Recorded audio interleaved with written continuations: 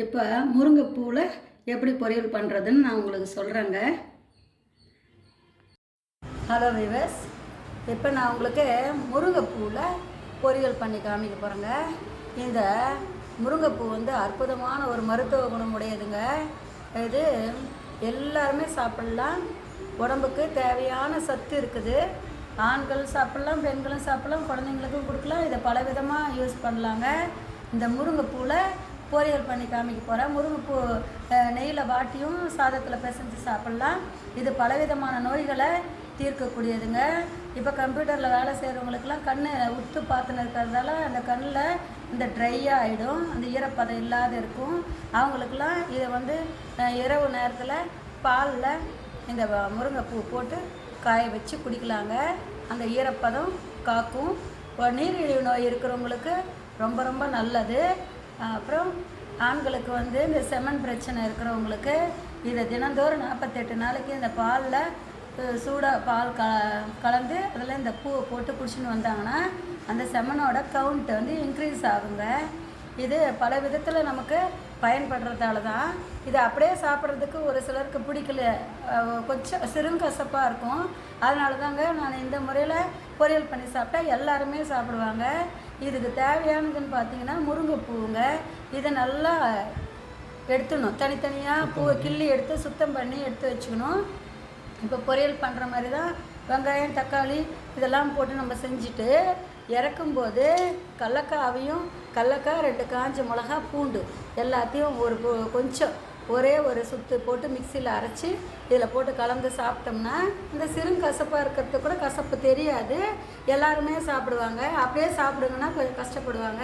நம்ம கொஞ்சம் இது வித்தியாசமாக செஞ்சு கொடுத்தோம்னா அனைவராலும் விரும்பப்படுங்க. இந்த மாதிரி செஞ்சு கொடுங்க. நான் எப்படி செய்யணும்னு உங்களுக்கு செஞ்சு காமிக்கிறேங்க. இந்த பூவை தனித்தனியாக கழுவிடணும். ஏன்னா லேசாக அந்த தூசு எதுனா இருந்தால் கூட கழுவி எடுத்துகிட்டு அதுக்கப்புறம் நான் உங்களுக்கு எப்படி பொரியல் பண்ணணும்னு சொல்கிறேங்க.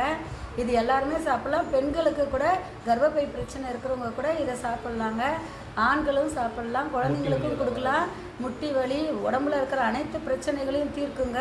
இதை நீங்கள் சாப்பிட்டு பாருங்கள்.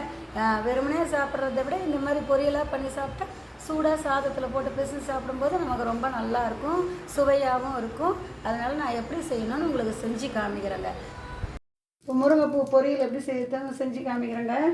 இப்போ கொஞ்சம் எண்ணெய் விட்டுக்கலாம்.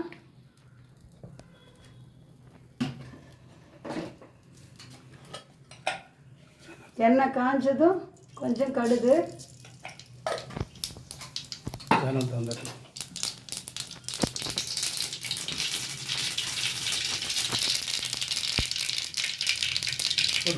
கொஞ்சம் கறிவேப்பிலை,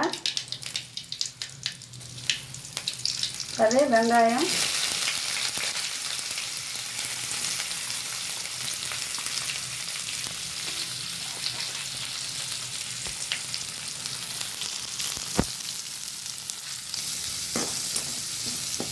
கொஞ்சம் வதங்கட்டுங்க.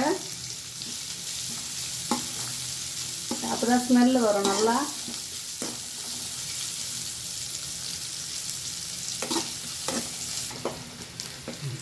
இந்த அளவுக்கு வதங்கும் போது அந்த முருங்கைப்பூவை நல்லா கிள்ளிட்டு அலசிட்டு எடுத்து வச்சுக்கிறேங்க.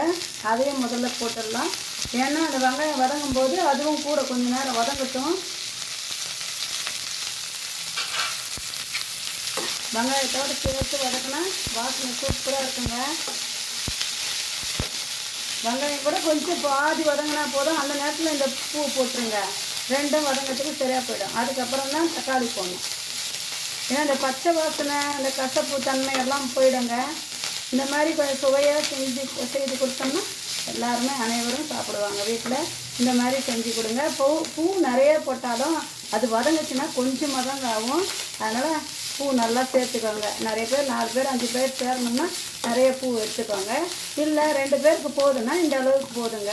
அதனால தான் இந்த வெங்காயம்லாம் கூட சேர்க்குறோம். கொஞ்சம் எல்லாருக்கும் 4 பேருக்கு சாப்பிட முடியும். இந்த அளவு வதங்கிட்டோம். வதங்கின பிறகு தக்காளி போட்டுக்கலாம்.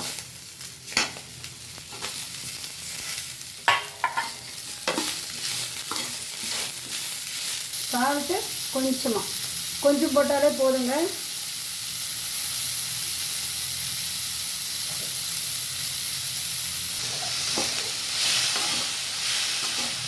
எல்லாம் சுவைக்காக தாங்க போடுறேன்.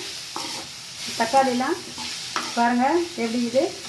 இப்போ என்ன பண்ணலாம், நல்லா வதங்கட்டும். தட்டு போட்டு மூடி வைக்கலாம். தண்ணி கூட ஊற்ற வேண்டியதில்லை. இந்த தக்காளியில் இருக்கிற ஈரம், இந்த வெங்காயத்தில் இருக்கிறது எண்ணெய் இதுலேயே வெந்துருங்க. ஒன்றுமே பண்ண வேணாம். கொஞ்சம் ஸ்லோவில் வச்சு மூடி வச்சிடலாம்.